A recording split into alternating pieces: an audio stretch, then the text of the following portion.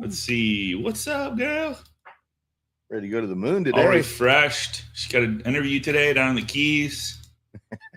I'm dressed up. She's on Eastern time zone. She's on. Yeah, no kidding, man. Take a shower. I never even thought about that. You're on our time zone. Holy crap, man. Yes. That's right. How's that? Yeah, it's so nice. Right? But the downside is working until, I know, 8 or 9. Right. But That's true. It's nice to have so much time in the morning. Yeah. There's Dion Bass is in the house. Ask the underwriter. What's going on, my friend? Hey, Dion. All right. John's in the house. What's up, buddy? How you doing? All right. Welcome, everybody, to the MLO Live Show. Super excited to be here, as always. And we, man, I tell you, I was looking over your notes that you sent me. Oh, yep. That's a little scary when you look at some of those percentages. This is going to scare people that aren't marketing to their database. So we're going to talk today about Kym's little strategy of what she's doing. And Kym, just for maybe the people that haven't met you, want you to introduce yourself and how long you've been in the business, just in case. Yeah, sure. So I'm a branch manager, also the national success strategist for Summit Lending. I'm a broker. I've been 26, going on 27 years in the business, and I've been in a leadership role, like running a branch or a region, for 22 years. There you go. And you did. Now, is this the first time you've ever done this exercise? Like the one you're going to talk about? Yeah, first one. Yes, I did this at the beginning of this year because I felt like this last 3 years was such a weird time in the market. Yeah, I had so many people who I knew wanted to buy and didn't. Yeah. But now, obviously, I'm going to do this forever. Yeah. So if you guys are multitasking on this, this is something you need to pay attention to, and listen and go back and just do it. Like today, start it, do it. I talk about it all the time. And so as we peel back the curtain on this, Kym, share with us kind of what you did and how the numbers turned out, and then we can kind of dive deeper into that. Yeah, will do. And I also typed that up. Yeah, I know. Okay, cool. I could do a screen share so people can take a. Sure. Even the notes that I put in my email to you, I okay. did. So let's see. This is pretty crazy. So tell us the mindset behind this. Like who these people are and what you did. Are you probably going to go over it? So. Yeah. Are you seeing my Word doc right now, or yep. my Zoom screen? Word doc. Word doc. Yep. Perfect. We see week 4. So, yeah. So my mindset was, I need to reach out to all these people who raised their hand, said they wanted to buy a home in the last 3 years. And then, in 2021, they got priced out, so many multiple offers. And then in 22, 3, and 4, they were in sticker shock. So, and this was at the end of 24. So I was mostly thinking of 21 through 23. But, with rates going higher, and either they were priced out or they just panicked, at the payment. And so just backed off. And it was the highest percentage I had ever had in my career of people who had, reached out and then not actually bought anything. Wow. So my mindset was, I'm going to go back and touch base with them and see how I can serve them. Yeah. Like, what happened? Did you buy? Did you not? Are you renting? Do you still want to buy? Did you move? Mm. And there was a percentage that moved out of state, moved, to somewhere more affordable. And so I just wanted to talk to them, and I wanted to serve my realtor partners who had referred those to me, because I work only by referral for the most part. And most of those during that 3-year period were realtor referrals. So, and I wanted to have something to give back to them. So I thought that's one way I can serve them, is I can, resurrect these leads that they'd given me in the past. So that was my mindset. Cool. So the first thing is to gather all of your leads. And I typed this up so that you guys can take a picture of it if you want, or I can certainly send it. It's just a Word doc. Yeah. But gather your leads from the last 3 to 4 years. So wherever you keep them. Now, I have a CRM. I actually have 2 CRMs. So I had them saved in 2 places, because I'm just a little fanatical about tracking my data. So, but you could look through your LOS if you've had the same one, and and look through everyone. Look at your archived deals, look at anything that's just sitting out there, wherever it is that you put that information. It doesn't If really you matter, don't does track- it? I mean, it doesn't matter No, whether because you worked with them, like in that. That's why I can't wait to share the numbers, because it doesn't matter, because what you did with the people that you yeah, missed, like, I mean, it's so cool. So yeah, there's a good percentage of them who never did my application, but I was given their name, phone number, and email, and I had communicated with them in some way, and with their permission. So, and then also, you could also look at your back at your texts, look at your emails. I mean, if you haven't been tracking, and you don't have a CRM, or you haven't been intentional about that data, it's going to be a project for you, but it's a project worth doing.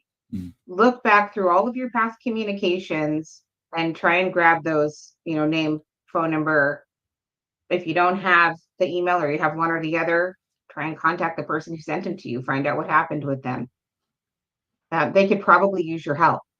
And you, when did you do the tagging system? So, like, you talked about tagging people. When have you always done that, or? So I started using Bonzo a year ago, a little over a year, or no, sorry, over 2 years ago. Okay. And so that's when I started using tagging in general. Okay.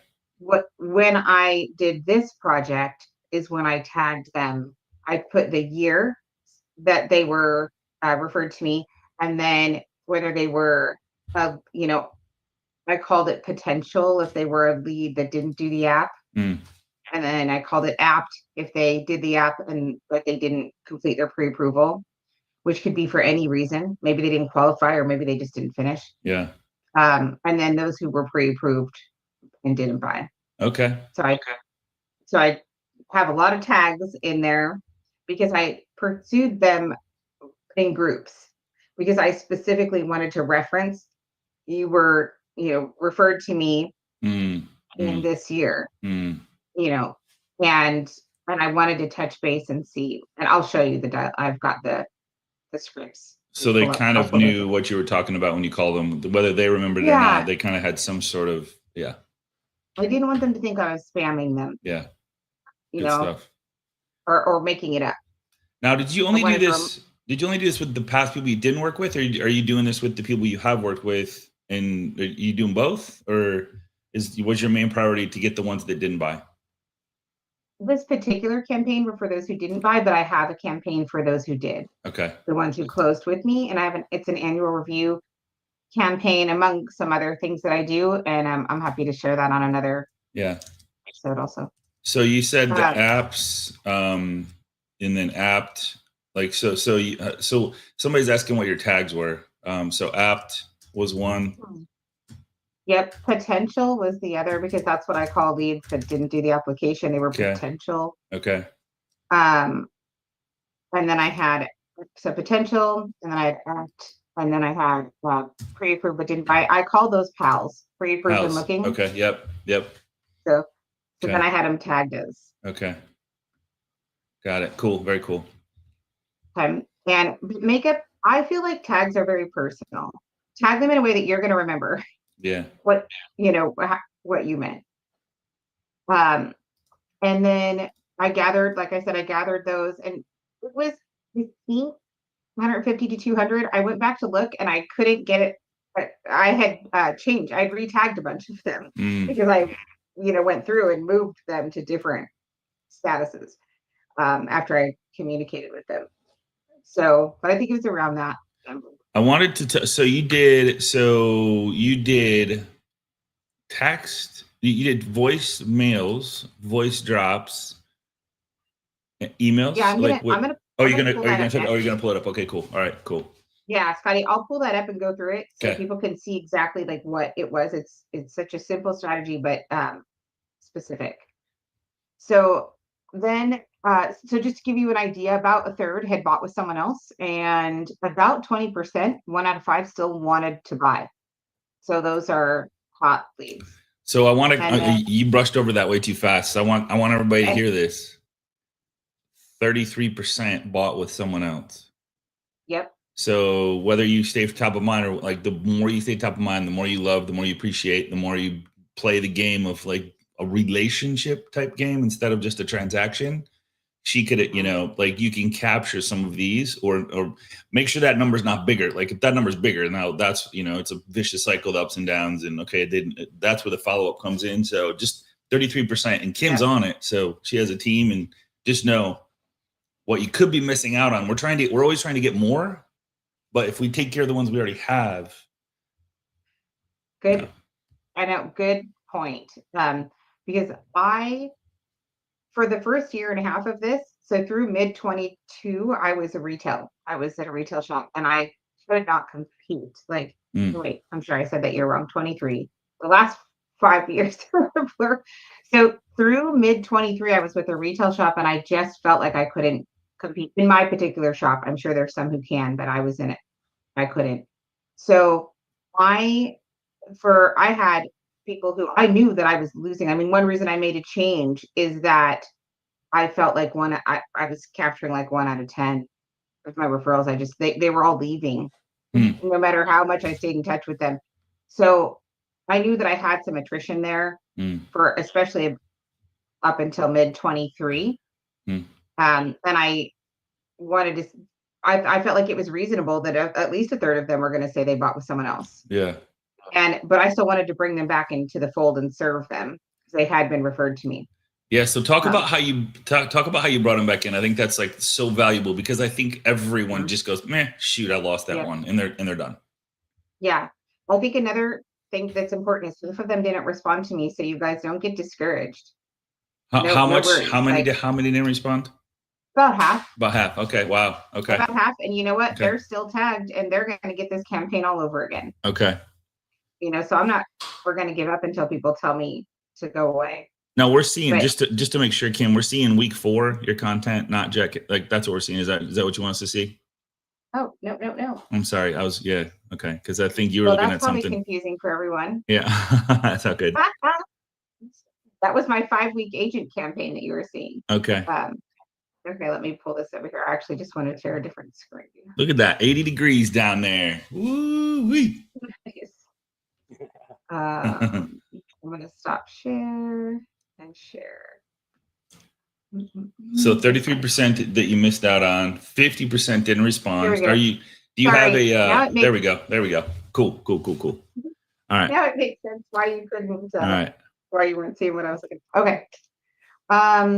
So there's my notes here. This is what I was saying, like take a picture. Got it. Okay. Sorry about that, guys. Sorry.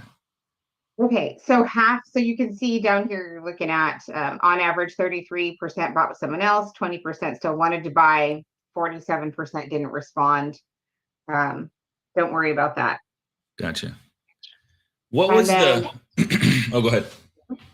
They bought with someone else. Yeah, so that was I just said congratulations, like be happy for them. Congratulations.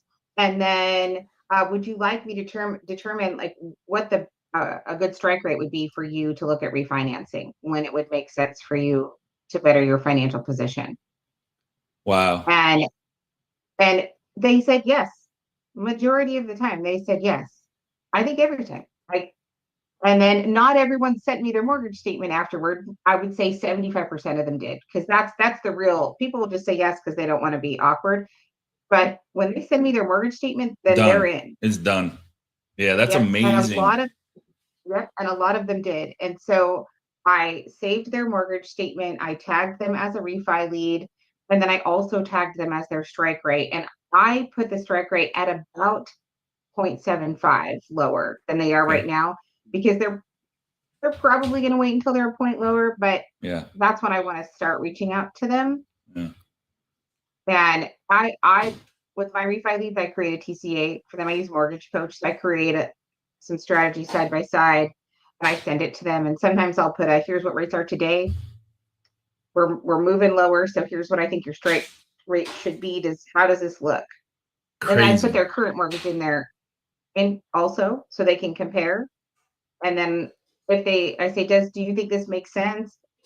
And if they say yes, then I say, well, then let's get your application ready to push the button so I can lock it in. Sometimes rates move in a day. So that's how I'm like teeing up the refi. Do you know, Kym, so just if you didn't hear that, she's not taking a no. She's turning a no into next time. Like, what's your strike rate? Do you want me to watch this for? Hey, congratulations on your new home. Hey, if you'd like, I'll 100% watch the rates for you. If send me your mortgage statement. People that didn't work with her are now, they remember her. They're reconnecting with her, and now she's got deals in the future. But most importantly, now she's got someone to follow up with that she could get a referral from their friends, family, coworkers, neighbors, Facebook friends. Crazy. Yeah. Where the other person would probably never call the person. Like, they'll probably never get a call from or email or nothing. Yeah. No, exactly. And when it's my very favorite is when I get their mortgage statement and it's a local retail shop with a picture of one of my other local loan officers. And I'm like, woo, winning. Crazy. So cool. You know, because I guess they didn't get that offer from their other loan officer that helped them. So, and 20% still wanted to buy. Like, so you're talking to a lot of people that still want to buy, which are now give backs to the agents. Which did you ever? You probably not, but pay attention to this. Did you ever come across an agent that was following up as well? No, never. Yeah. Wow. Isn't that crazy? No, and think about that. Yeah, and they are always happy. I mean, obviously for me. Hey, here's 15 grand. Right. In that circumstance, it's almost not even super important whether or not they end up buying, because I have just made this huge deposit into my realtor relationship account. Right. My relationship with that realtor, I just made a big deposit into that account, and I've built trust with that. And sometimes I had a couple of clients who said, I'd rather you refer me to someone different. And I said, okay. And then I had new referrals to give, to a realtor. I certainly never suggested that, but if they request it, then I'm going to honor that. Kym, were they? Okay. Yeah, go ahead. I was just going to ask if there were voice drops or voicemails, or like, where do you think you had the biggest? Where was the biggest impact for you think, of which one, how you connected with them? Oh, and this is phone call. Okay. Okay. So here's the campaign, which I sent this to you, Scotty, and you're welcome to share it. Okay. Yeah, you can share it. You guys can literally copy and paste this. Okay. So on day one, so I've set aside time. I'm launching the campaign. I like to call. If I can get people on the phone, I can usually get them, right, as a client. And so I did an auto dial strategy. So I had all the, it's auto dialing. This is the voicemail that I pre-recorded. If they didn't answer, then I dropped this voicemail. Hey, it's Kym. I keep it casual. I was thinking about you, wanted to check in. We chatted a while back about buying a home. I made this generic. I would say we chatted back in 2023 about buying a home, and I just wanted to see where things landed for you. Did you find a place? Are you still looking? Either way, I'd love to hear what's new. Call me back when you get a sec. Talk soon. Wow. So it's like not pressured. And then I immediately follow up with the text. Hey, it's Kym. Left you a quick message. Hope you're doing great. Would love to catch up when you have a sec. So you don't reference the voicemail. Oh no, you did. Just left you a quick message. Okay, cool. Perfect. Okay. So, and some of them, this is my CRM phone number that I'm calling from, and probably a lot of them have my cell number and not my CRM. But don't get wrapped up about that. If they go, who is this? I'll say, I always identify myself as it's your loan officer. Yeah. Always. It doesn't matter if they didn't buy with me and it was 4 years ago. I say it's your loan officer, Kym Mason. Very cool. At Summit Lending. We talked back in like 22, your realtor so-and-so referred you to me, or whatever, the connection is. Yeah, and just real quick, on Go High Level, our Go High Level users, you can now use your cell phone number as a number. So it's just a hidden, I don't know the exact caller ID. It's a caller ID is what you do. So you put your number in there and you choose that as when you call people from there, it's your actual cell phone. If you want to do that, you can't text from that number from Go High Level yet, but you can call from it. Okay. Good stuff, Kym. This is amazing. Yeah, thank you. Yeah, really good stuff. Good. I'm so glad it's helpful. And then the email, I also sent an email. They just, subject line, checking in, and a, smiley face emoji there. And then I have their first name in there. Hope you're doing well. It's been a bit since we last connected. Wanted to check in. Are you all settled into a new home? Or is buying still on your radar? If you're thinking about it, I'd love to help however I can, whether that's answering questions or checking out new loan options or just chatting about the market. Let me know where you're at. Talk soon. Too easy. And yep. You could literally, here's the funny part about that. You could send that email, tweak it just slightly every single month. Right. Literally. Yes. Mm-hmm. Just, hey, and just put in ChatGPT, go, it's October, it's November, it's December. Like, give me a little fluff for the month that we're in to reference the month. They would not, like, nobody's going to catch it. Mm-hmm. Yeah, exactly. Yeah. And if you don't like dialing, if you don't want to auto dial, you can do this as a broadcast. You can drop that voicemail as a slide broadcast. Yeah. Mm-hmm. And then follow it with the text or follow it with the email. Or if you just have like a gigantic number and it's too much to dial and you just want to spray. Yeah. Just put it out there because you will get response and you will get, callbacks or texts, that kind of thing. So when you did you do any voice drops? I did. There was one group that I was like, I'm out of time. And we were okay. Yeah, and I did do the broadcast. And how many? I'm just curious. When you did it, how many did you do it at one time? And because be careful when you're doing this. Don't do 100. Yeah, because you're gonna get to a point where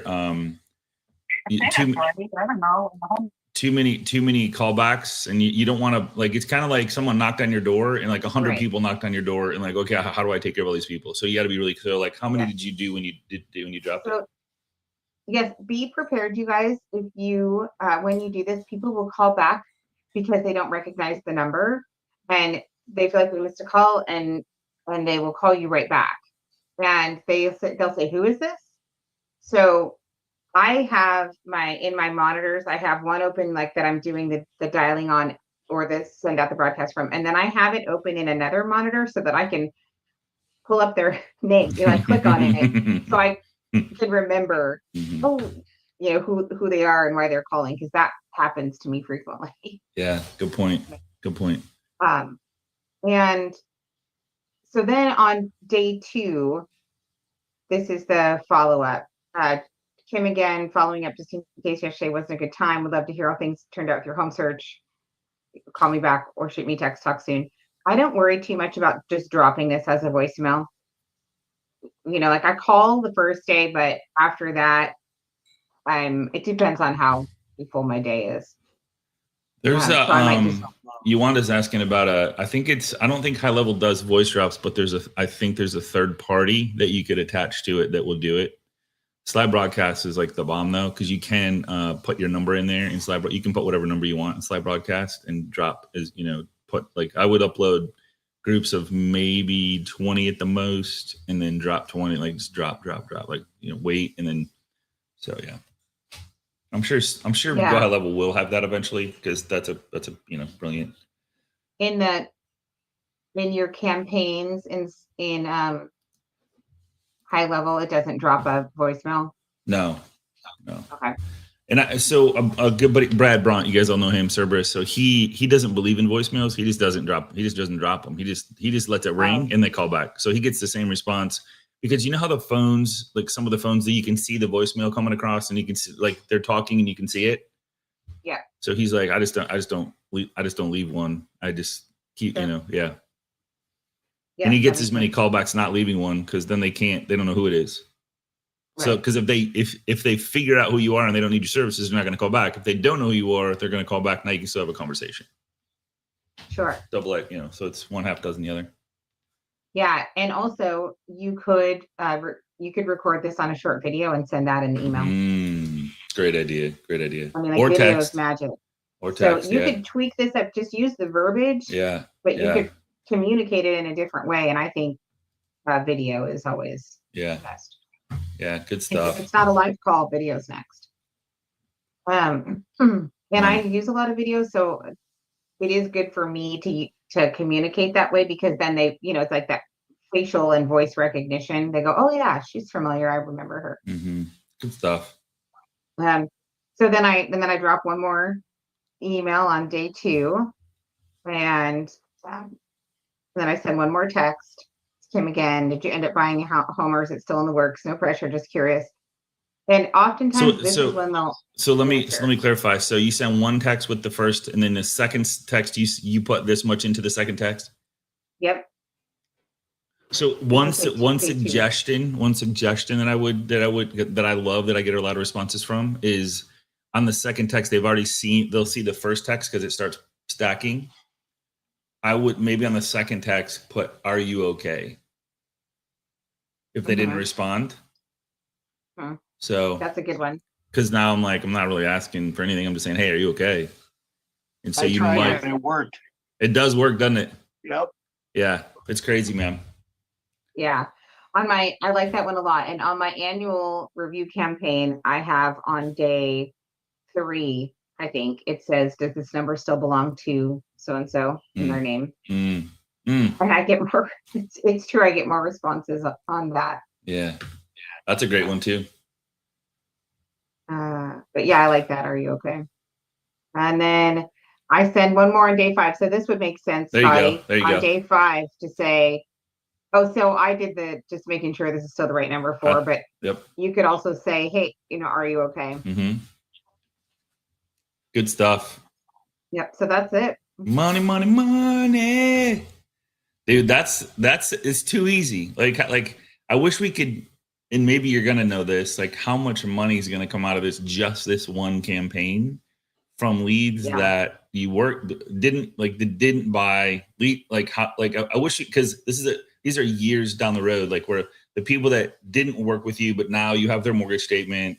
So it's going to be a refi or a purchase or a referral. I wish there was I call it a referral tree. Like how many deals are going to come from this one campaign that forever. Right. And I didn't track that. Now I had that thought too, like, oh, I wish I had tracked that, but I changed the tags once they said, yes, I'm still interested. I moved them. Yeah. So. Did everybody get that? Did everybody get the document? I'll throw it in there one more time just in case. Here's the document that she used just so you guys can have it. Killer stuff. Take action. And I love the part, Kym, where it's not just one and done, where a lot of people are one and done. The numbers show that 43% of the people call once, text once, email once, I'm thinking anything. 92% of the time, nobody calls after 4 times. Yeah. And stats are made up on the fly. No, I'm just kidding. That's a true stat from a reputable, and I can find it for you. So yeah. All right. Yeah. Any questions for Kym? Like is this kind of a no-brainer? So, hey, Kym, do you set this up? Do you send it out every day, or do you have it set up in your CRM to be like if they respond, then it turns off, or it goes a different, like an automation? Great question. Good question. If they respond, it turns off. Okay. Yep. Good question. So you could set it up like a month in advance and then have it just go out or whatever. Okay. Yep. And that's what I do with my annual reviews. Great share, by the way. Yeah. Thank you. Yeah. So how much did? Oh yeah, Dave, go ahead. Just real quick, you mentioned talking to Kym. You said that you only do 20 at a time is probably a good number. Are you talking about text messages or email? All of them? Slide broadcast. So if you're dropping voicemails because you're going to get callbacks. Oh. Yeah. Okay. Just be careful.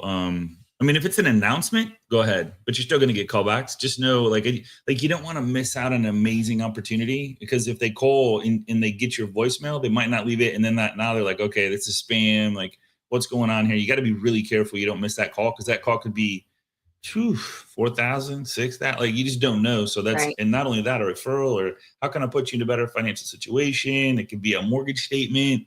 Like there's so many things. It could lead to thousands of dollars. So you just don't want to do it too much and have. If 4 people call you, now you're chasing. Yeah, and I suggest if you, if they call and you miss the call, call back right away. If you don't, if they don't pick up, always drop a text after, because our current culture, including me, will respond to a text 90% more often, 90% of the time, rather than pick up a phone call. Yeah. So I always say, it's great to hear from you. Hi, and their name. It's great to hear from you. And I know they didn't mean to, they were just calling back a number they didn't recognize. But I'll say, hey, Scott, great to hear from you. Yeah. And then, how's the house? Or whatever the question, depending on the context. Did you buy a home? Crazy. And then it'll pick back up, from there. Well, and if they say yes, then I'll continue the conversation until I get to hey, let's hop on a call. Yeah. And the other thing I'll add to it, if you want to get really creative, it's called the double call. When someone calls you twice, you're like, man, this must be important. They'll literally excuse themselves from a meeting and take the call or call back. So if you really want to work it hard, do the double call. Hang up, do a call again, and you'll get answers just for the fact that now curiosity kicks in. Okay, somebody's trying to get a hold of me. Because that's not the norm. So that's another way to get some callbacks if you're trying to get a hold of somebody. Cool. Good idea. Kym, amazing. Holy schmoly. Go ahead. No, I was just going to say thank you. That was great. Cool. Oh, you're welcome. Right. Good. All right. Thanks, Kym. Awesome. Thank you. Thanks for sharing. Everything you share. I love it. Thank you so much. Oh, you're welcome. I'm glad it's helpful. Thanks, buddy. Yeah, good stuff. Good stuff. Sure is. All right. Same time. Devin, what you got for us, man? You taking us out of here today? Come on, Bear. man. Come What's on. I'm on vacation. Oh. Every single day, 'cause I love my